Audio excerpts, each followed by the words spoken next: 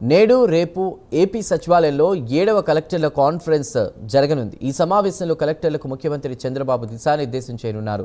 ప్రజా అవసరాలే ప్రభుత్వ ప్రాధాన్యతలుగా సమావేశం నిర్వహించనున్నారు. ఈ భేటీలో బెస్ట్ ప్రాక్టీస్ను పలువురు కలెక్టర్లు, ఎస్పీలు ప్రజెంట్ చేయనున్నారు. అలాగే అభివృద్ధి, సంక్షేమం, గ్రోత్ ఇండికేటర్లపై సీఎం చంద్రబాబు సమీక్షించనున్నారు. ఈ సమావేశంలో కూటమి ప్రభుత్వ మంత్రులు, ఆయా శాఖల ఉన్నత అధికారులు పాల్గొనున్నారు. పూర్తి వివరాలు మా ప్రతినిధి శ్రీహరి అందిస్తారు.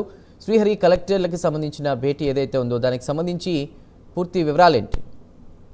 చందు, ఏదైతే నేడు రాష్ట్ర సచివాలయంలో సీఎం చంద్రబాబు అధ్యక్షతన కలెక్టర్ల సదస్సు అయితే నిర్వహిస్తున్నారు. అయితే దీనికి ప్రధానంగా కూటమి మంత్రులతో పాటు ఆయా శాఖల అధికారులు, అంటే ఉన్నత అధికారులు ఎవరైతే ఉన్నారో వీరంతా కూడా హెచ్ఓడీలు అందరూ కూడా ఈ సమావేశానికి అయితే హాజరవుతారు. అయితే దీంట్లో ప్రధానంగా కూటమి ప్రభుత్వం అధికారంలోకి వచ్చిన తర్వాత ఏదైతే నిర్దిష్ట లక్ష్యాలని చేపట్టుకొని వాటన్నిటిని ముందుకు తీసుకువెళ్లే దాంట్లో భాగంగా ఐఏఎస్లు కానీ, ఐపీఎస్లు కానీ, అటు కలెక్టర్లు, జిల్లా ఎస్పీలతో ప్రధానంగా క్షేత్రస్థాయిలో ప్రభుత్వ పథకాలు ఏవైతే ఉన్నాయో అటు కేంద్ర పథకాలు కానీ, ఇటు రాష్ట్ర ప్రభుత్వ పథకాలు ఏవైతే ఉంటాయో వీటన్నిటిని కూడా ఇంప్లిమెంటేషన్ చేసే దాంట్లో కీలకంగా వీళ్ళ బాధ్యతలు ఎక్కువగా ఉంటాయి. అయితే ఈ నేపథ్యంలోనే వీళ్ళకి నిర్దిష్ట లక్ష్యాలు ఏవైతే ఉన్నాయో క్షేత్రస్థాయిలో అభివృద్ధితో పాటు సంక్షేమ పథకాలతో పాటు క్షేత్రస్థాయిలో కొత్త విధి విధానాలను అమలు పరిచే విధానాన్ని ఏదైతే ఉందో దానన్నిటికీ కూడా వారి తోడ్పాటుతో పాటు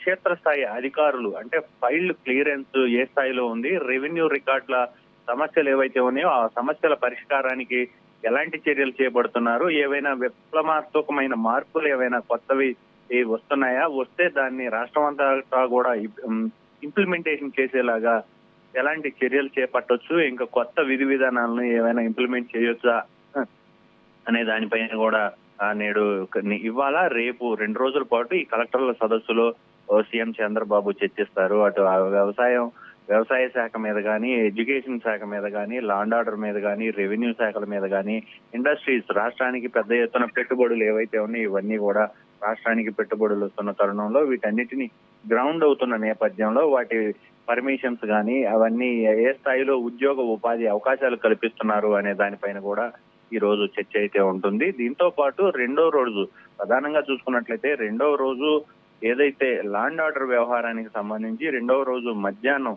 ప్రధానంగా చూసుకున్నట్లయితే ఈ రాష్ట్రంలో law and order crime rate ఎంత తగ్గుతుంది, దీంతో పాటు ఎక్కడైనా ఏమైనా సమస్యాత్మకమైన ప్రాంతాలు ఉన్నాయా, వాటన్నిటి పట్ల అక్కడ ఎలాంటి ఇబ్బందికర పరిస్థితులు ఉన్నాయి, వాటిని ఎలాంటి సిచ్యువేషన్స్ నుంచి అధిగమిస్తున్నారు, కొత్త విధి విధానాలు ఏమున్నాయి అనే దానిపైన కూడా లా అండ్ ఆర్డర్ లో చర్చిస్తారు.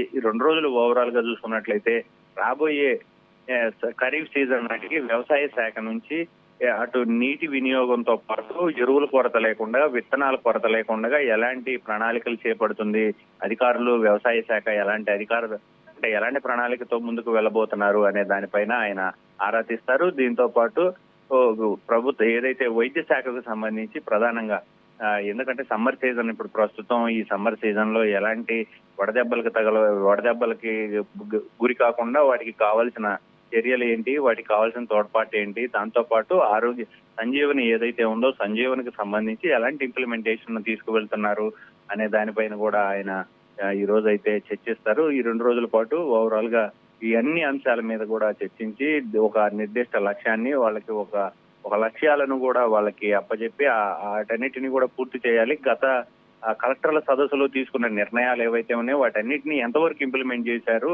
ఇప్పుడు తీసుకునే వాటిని ఎంతవరకు ఇంప్లిమెంటేషన్ చేయబోతున్నారు అనే దాని మీద ఈ సదస్సు అయితే ఉండబోతుంది. Chandu. Right Srihari, thank you.